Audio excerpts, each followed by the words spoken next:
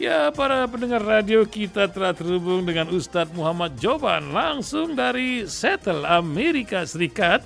Selain mendengar berita langit, kita juga akan dengar berita bumi yang terjadi di Amerika. Menemani Ustadz Joban di tengah-tengah hiruk pikuk Amerika. Demokrat Republikan yang luar biasa. Assalamualaikum Ustadz Muhammad Joban. Waalaikumsalam warahmatullahi wabarakatuh. Waduh, Masya Allah, yang baru pulang umroh ini ya, Masya Allah, luar biasa. Doa terus Bang Ustadz. Pak Ustadz, ini dunia menyorot ya, baru pagi tadi dapat kabar Putin mengucapkan selamatnya ke Donald Trump. Apa yang dialami oleh masyarakat Amerika, Hillary, bukan Hillary, maaf, ingat Hillary aja kalau udah perempuan ya. Ya, pasangan yang satu ini memang luar biasa. Nah, apa yang terjadi Ustadz Joban? Apakah benar sebagai penentu komunitas Islam di Injury Time, Michigan itu menjadi sebuah pelatuk atas selisih yang sedikit sekali dari dua kandidat ini? Gimana Ustadz Joban melihat ini? Pendengar ingin tahu, merasakan langsung, setidaknya dari Seattle, Amerika Serikat. Tafadhol Ustaz. Iya, memang ini suatu yang keajaiban ya, luar biasa. Jarang sekali di Amerika ini orang nyalonkan presiden kemudian kalah, kemudian nyalonkan lagi dan bisa kembali. Dan tersangka lagi aja. Dan beliau sebagai tersangka dalam hukum lagi. Tersangka sudah divonis, ada yang pokoknya unik di luar. Iya. Itu satunya nggak ada orang ikut pemilu kemudian kalah, kemudian yang kedua kali bisa ikut lagi menang. Itu sesuatu yang luar biasa. Kecuali ada di sini Pak Prabowo tuh 3 kali. Lanjut. Tapi Pak Prabowo belum nggak pernah menang kemudian kalah. Oh iya, nggak pernah menang, betul. Terus betul. Iya. Ya, ada beberapa faktor memang faktor yang membuat kenapa Trump ini menang. Ya, faktor ekonomi memang itu sangat berpengaruh sekali karena secara umum orang Amerika ini whatever happen mereka nggak begitu perhatikan selama ekonomi, masa depan kehidupan saya, keseharian saya terjamin. Itu yang lokal utama. Nah, ini Biden ini memang kalau kita perhatikan memang banyak sekali di Boeing, banyak di PHK, di Microsoft di PHK, banyak sekali kan. Jadi saya dari segi ekonomi. Tapi yang faktor yang paling kuat karena di sini itu ada beberapa wilayah itu yang menentukan, seperti di Michigan misalnya kan, Pennsylvania. Itu mereka bukan Demokrat, bukan Republikan. Jadi the swing state namanya.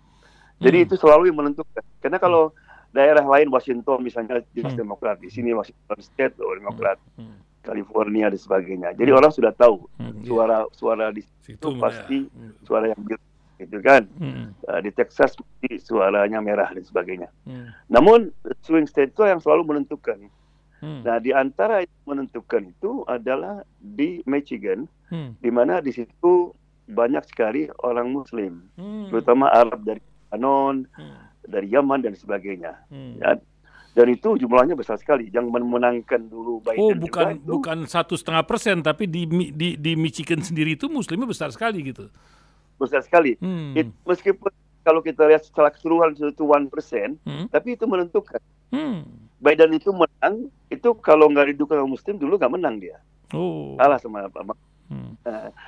Nah, kemudian kita ini perang Gaza ini sangat menentukan sekali karena Demokrat ini yang membiayai pembantian sana. Iya, bukan janji membiayai, sudah betul ya. Iya. Kemudian ketika mereka mengadakan muktamar, itu tidak diizinkan salah seorang wakil dari Palestina untuk berbicara. Just 2 minutes ketika diizinkan kan gitu. Jadi lobby-nya efeknya lebih kuat gitu kan.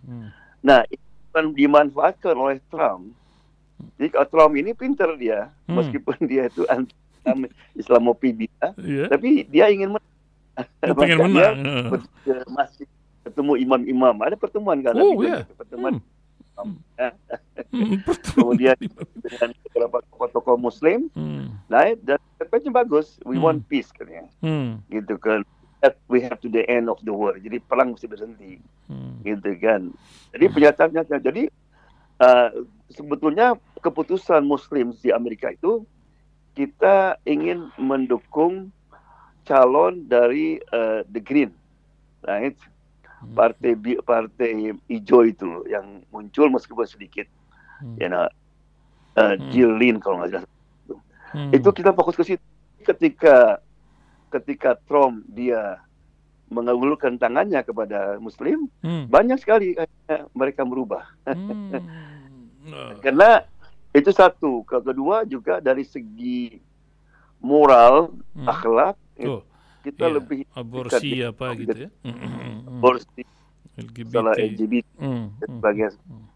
Gitu kan. Nah itu faktor sebetulnya yang menentukan. Nah makanya kan ada istilah di Amerika ini, we need to punish Demokrat. We need to punish, kita mesti menghukum Demokrat. Artinya bukan dengan mendukung Trump sebetulnya, itu kita menjadi absen, mendukung kandidat yang bukan Republikan dan bukan Demokrat. Nah, jadi suaranya banyak di situ kan. Nah, tapi ini adalah pelajaran yang penting sekali. Pertama kepada Demokrat. Kedua bahwa kita ini meskipun sedikit yang menentukan itu.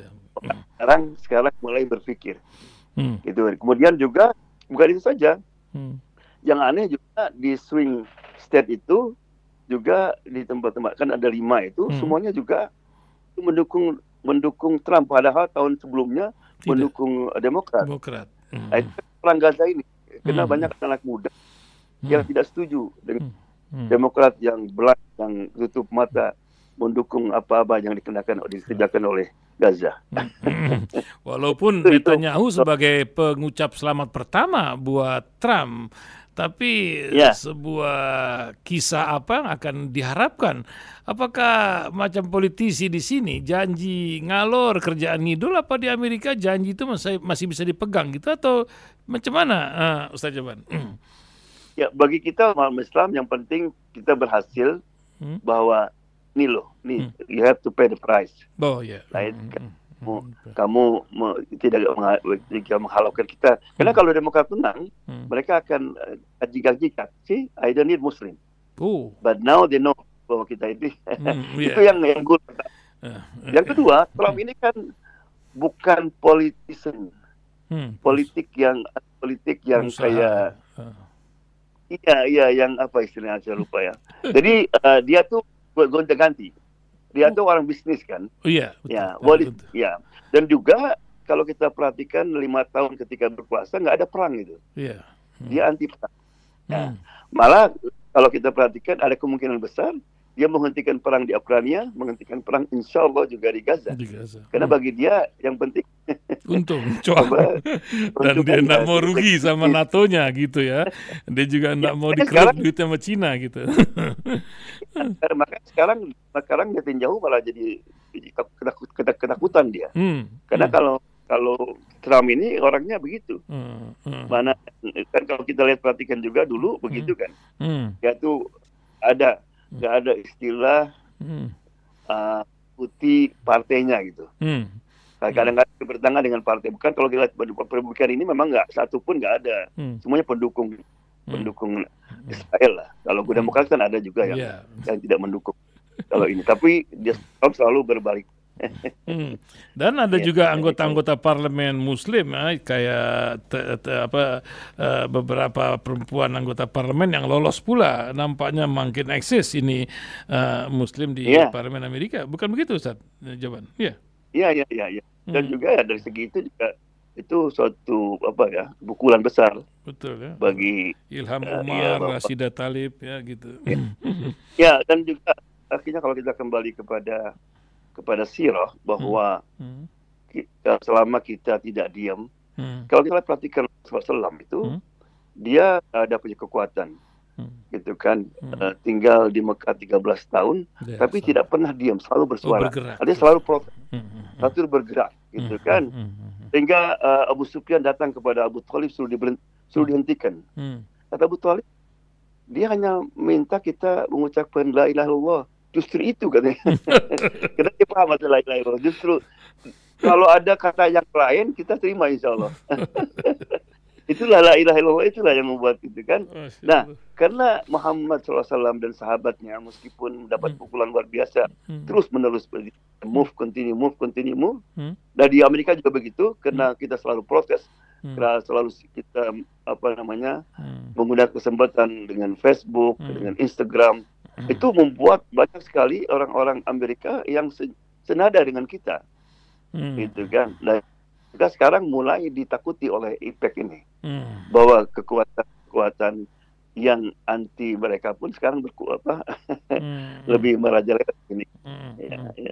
Enggak, Masya Allah. Nah, sekarang tibalah berita dari langit setelah berita dari bumi Amerika. Apa yang ingin disampaikan Ustadz Joban ini setelah ziarah ke Tanah Suci dan juga melihat kekecewaan orang Amerika yang Ustadz Joban bawa ke sana? Kok begini negara Islam tentang Palestina? Sepi kali gitu tanggapannya. Tapi di Amerika luar biasa, demo di Kanada, di New Zealand, saya dengar setiap Sabtu Minggu, bahkan banyak orang tua sekarang hari apa juga demo tiap hari karena sedihnya mereka lihat Palestina yang luar biasa. Nah, silakan Ustaz Muhammad Joban menyampaikan berita dari langit. Tafadhal Ustaz. Iya. Saya kira ini jelas sekali. Lebih telah melamar satu saat nanti kita akan dikerumuni seperti makanan dalam piring, dikerumuni oleh binatang. Sahabat kaget kan, karena ketika itu Islam lagi kuat gitu. Saya amin killatin nahnu, kita minoritas gola, kita ini waktu itu mayoritas, jumlahnya banyak sekali kan. Sekarang kan 1 billion Muslim in the world gitu kan. Lakin asabakumul wahan, kamu fakta ada itu terkena penyakit wahan. Apa itu wahan? Hubbud wa karahiyatul maut. Cinta dunia dan takut mati. Jadi itu yang terjadi. Jadi makanya kemarin ada beberapa orang yang ikut saya umroh itu kaget sekali. Jadi sama sekali tidak ada orang bawa bendera, orang pakai tanda Palestina dan sebagainya, atau dia lihat di TV dan sebagainya. Diam sama sekali. Seolah-olah apa yang terjadi di Gaza itu nggak ada yang terjadi. Malah lebih camik orang yang nonton bola, orang dan ya. Jadi inilah yang sedang ini. Memang kesadaran umat. Jadi tapi kalau dalam Al-Quran Allah juga sudah menyebutkan itu. Jadi subhanallah, kalau kita baca Quran, apa yang terjadi ini semuanya itu direkam sama Al-Quran. Ketika Allah menggambarkan peperangan Tabuk kan, walau aradul khuruj la'adul lahum iddah. Kalau mereka mau, mereka akan ikut mensupport. Paling tidak misalnya memutuskan hubungan diplomatik atau membekot. Tapi enggak mereka. Maka namun Allah SWT membiarkan mereka. Walakin Allah karim bi'asahum. Allah tidak mau mereka ikut. Karena kalau ikut nanti berhasil, this because of me. Karena kami ini. Gitu kan. Namun demikian, Allah SWT berjanji, ala inna nasrullah qarib. Kemenangan Allah itu sudah dekat. Sebetulnya sekarang ini jelas sekali. Ada orang-orang di Gaza ini, mereka sudah menang. Coba mungkin dalam berita-berita di sosial dikemukakan bagaimana permusuhan, pertengkaran, sengketa yang terjadi antara anggota parlemen, antara rakyat yang mendukung. Sekarang di jalan diberhentikan dan sebagainya, itu suatu ekonomi berhenti, sekolah berhenti, semua berhenti itu. Bisnis. Itu suatu kemenangan yang luar biasa. Ini semuanya adalah akibat daripada doa orang-orang Muslim, dan juga akibat Allah SWT, karena Allah SWT the one who was in charge. Allah SWT yang mengatur semua ini. Gitu kan? Itu maka alhamdulillah, mudah-mudahan di Indonesia, saya nggak tahu perkembangannya, tetap mereka bersemangat untuk mendukung, menampakkan. Tapi yang paling kalau kita perhatikan, ketika ditanya orang-orang Gaza itu, what do you want from us? Kamu ingin apa dari kami? Dia bilang, be a good Muslim. Be a good Kembali Muslim. kembali ke sunnah. Dengan kamu kembali ke Quran ke sunnah, kamu bantu saya di sini. Masya Allah. Kalau tidak mau kita Ustaz Joban, tadi Ustaz bilang kekuatan doa, Ustaz. Yang ada pendengar bertanya masalah doa kunut nazilah. Beberapa masjid kemarin saya sholat di Sunda Kelapa juga selalu melakukan kunut nazilah. Tapi beberapa sahabat yang lain, ini kan dari dulu kan masalah kunut dan tidak kunut kadang jadi masalah ini. Nah, bagaimana nih konsep tentang kunut nazilah, terutama untuk peristiwa di Gaza yang sedang terus berlangsung genosida ini, Ustaz? Ya, memang kunut nazilah ini terjadi zaman Rasulullah karena ada 70 hufad yang dibunuh itu kan. Nabi tiap hari subuh ya, terutama kunut nazilah ini nggak mesti subuh saja. Oh iya. Zuhur, asar. Zuhur, asar sebagainya. Hanya nasihat saya agar supaya tidak, karena sesuatu itu kalau selalu misalnya 5 waktu itu juga terlalu berlebihan. Dan di sini misalnya kita alhamdulillah umumnya fajar ya sehari kunut hingga kadang-kadang maghrib di sela-sela. Yang penting teruskan kunut nazilah ini karena siapa tahu salah satu daripada doa itu yang dikabul oleh Allah Subhanahu wa taala. Namun dengan kunut nazilah juga menampakkan perhatian kita kepada atau simpati kita kepada orang-orang di sana. Saya kira itu juga bagus ya. Hanya jangan dirutinkan sampai 5 waktu kunut nazilah atau tiap hari. Akhirnya makanya dalam Islam itu begitu. Maka puasa itu sebulan sudah beres. Terus 2 bulan lagi baru lagi. Haji juga demikian. Sehingga orang tidak boring, tidak bosan. Di normal. Lanjut berita dari langit ya Ustaz. Belum tuntas ini. Lanjut Ustaz.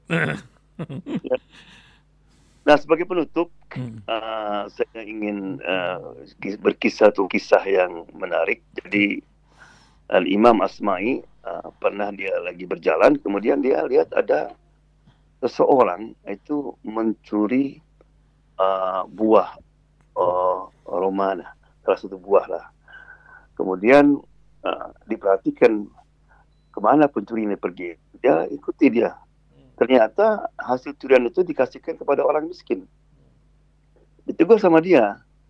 Saya kira kamu itu mencuri karena kamu lapar. Kok dikasihkan orang miskin? Kata dia, karena saya lagi berbisnis dengan Allah. Apa? Iya, saya berbisnis dengan Allah. Saya mencuri kan dapat dosa 1. Kemudian saya bersedekah dapat 10. Itu kan? Itu kata dia. Kata Asma'i, inilah kalau kamu bikin fatwa tanpa ilmu. Kamu itu dapat dosa 1. Kemudian kamu bersedekah, sedekahnya nggak diterima. Karena innallaha thayyibun la yaqbalu illa thayyiba. Allah itu thayyib, pure, clean. Allah nerima yang clean. Allah nggak nerima sedekah dari hasil pencurian. Seperti orang membersihkan badannya dengan air kencing misalnya. Nah, jadi pelajaran yang kita bisa ambil, banyak sekali orang-orang yang memberikan fatwa sendiri. Ya, misalnya orang korupsi kan gitu. Apa-apa kan saya nanti naik haji, nanti saya umroh, saya kasih donasi ke sini. Ini juragan pinjol kemarin pergi haji tapi dari udahlah lanjut lagi Ustaz. Ya, makanya ini Syekh Asma'i memperingatkan kadang-kadang orang itu kena tanpa ilmu, disangkanya dapat pahala malah dapat dosa. Dosa double lagi. Dosa pertama, yang kedua memberikan fatwa tanpa ilmu. Itu dosa luar biasa. Ya, itu saya kira pelajaran penting Mas kita perhatikan ya, bahwa jangan gegabah karena dosa yang paling besar itu adalah mengatakan sesuatu haram atau halal tanpa ilmu. Ya. Mudah-mudahan kita terjaga dari itu. Terima kasih Ustaz Muhammad Joban. Terima kasih. Sampai bertemu lagi Jumat mendatang insyaallah. Assalamualaikum warahmatullahi wabarakatuh. Waalaikumsalam warahmatullahi wabarakatuh.